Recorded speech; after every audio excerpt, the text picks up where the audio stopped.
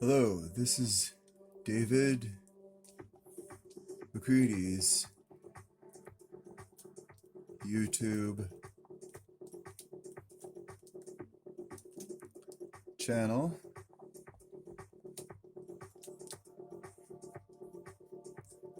Okay, it's all possible, I'm sure. I am live today.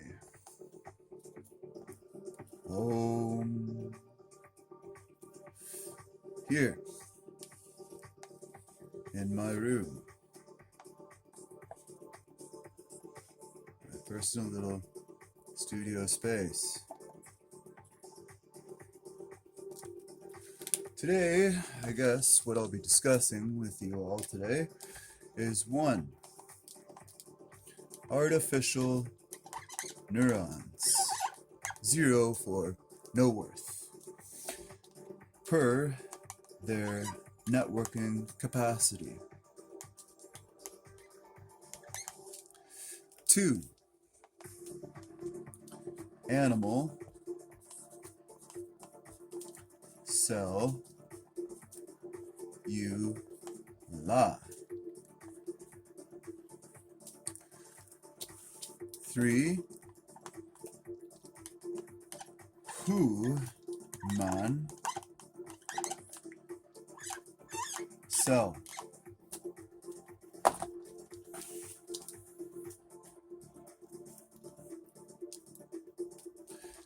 3A as another category of human cells, how they evolved to commune.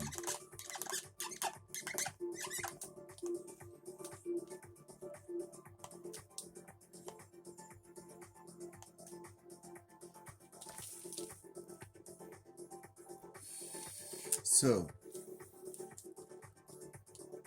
cells basically do communicate everything from inside to outside to other cells, their surfaces, their membranes, to each other's nuclei.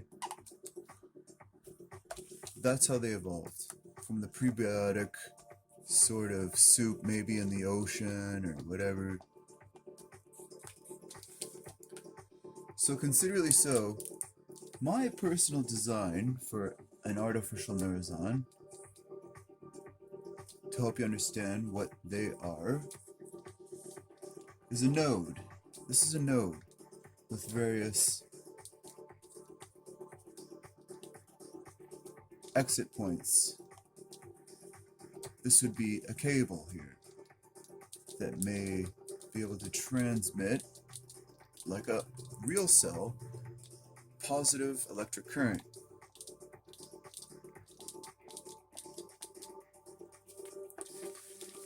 Kind of like an electric cable, like for your wall.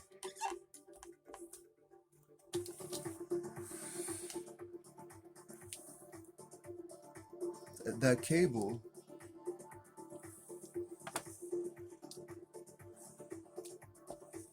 from our artificial node can relay that information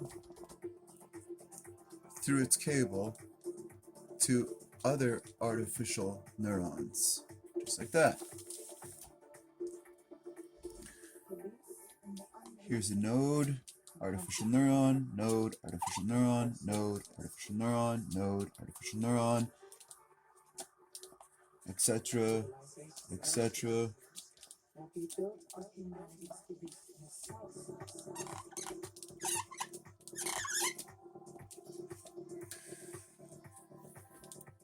Their connectivity is essentially such that they're highly dynamic, these nodes, these artificial neurons. I won't get into exactly their communication dynamics, as it's too complicated for what I'm doing here today, as I'm showing you just basic cell communication through various aspects of computation. So that each node maximizes really best in artificial neural nets their communication ability.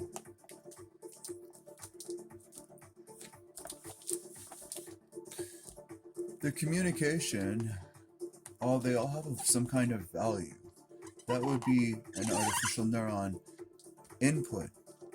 They have a hidden layer, which could have a threshold function that's summed by the basis of how many outputs backpropagate to the inputs, therefore devising up weights and correcting errors within the net.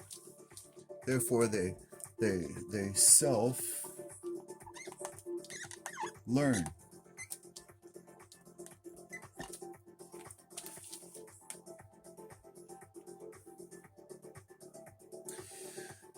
Now we'll move on to human cells. The pre and post synoptic to fire, or like Hebbian, fire wire theory. What fires together wires together, hence plasticity, if you ever heard of it. So first of all, human cells a long time ago, and even now at least we all know this pretty much, have learned to divide. And they consistently do this from day number 1. They just keep dividing, and as they divide, they become utterly more and more informationally dense and more complex states.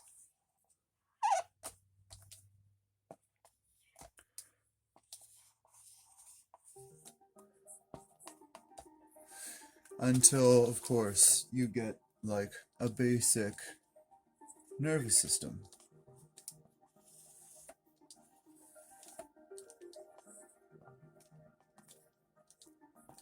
Here's all your data here. So now you have a human cell, right, with its nucleus, kind of like this is like the node within the artificial neural network, it's self-learning. This nucleus or node, a cells, presynaptically send signals, which is information. That's what cells have evolved to do. Now it's information or data. That data within these cells can self-organize by just communicating to one another in various ways. Feed forward or back propagation, and just like artificial neural networks, ANDs I call them, they self-learn, and through that self-learning adapt and whatever to program architectures.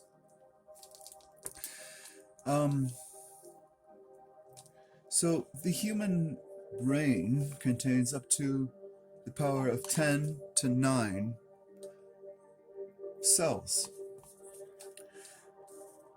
and 10 to the power of 16 computational power processing awareness units per second.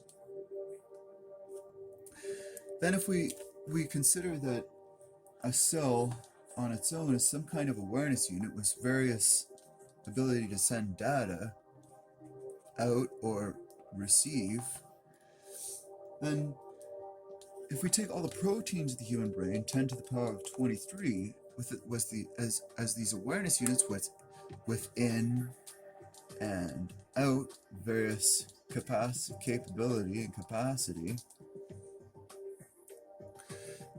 that's a very big number of possible computations of awareness units, essentially awareness, within the central nervous system.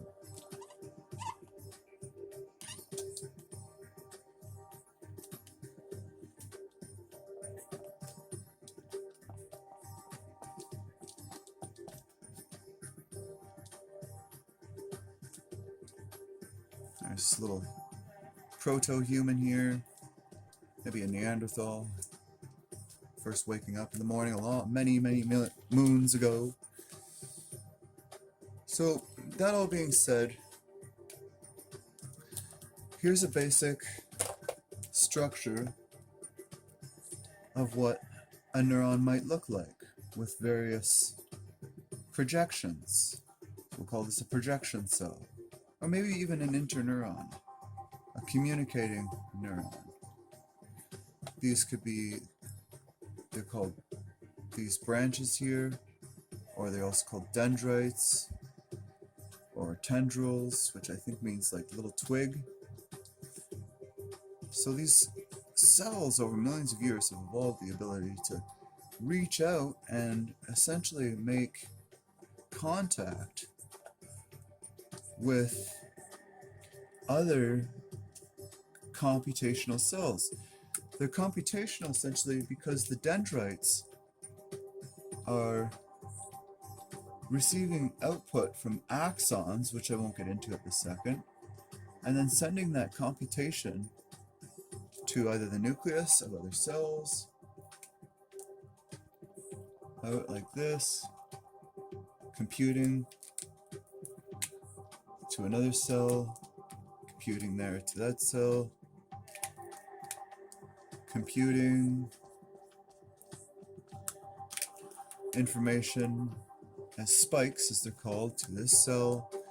And that's basically what the human brain contains, is just within the cortex and cerebrum is these computational cells. They're all computing information states. No matter how complex they are, they're all receiving random inputs of data, self-organizing that information, much like the artificial neurons that I described. Here's the nucleus of our star-shaped cell. Well, the one I'm drawing right now. There's the nucleus. These are various organelles around it. What not have you? Anyways, thank you very much, and then various other cells of computation. Thank you very much. It's been David McCready's YouTube channel. Thank you for joining in. Have a wonderful day. Namaste.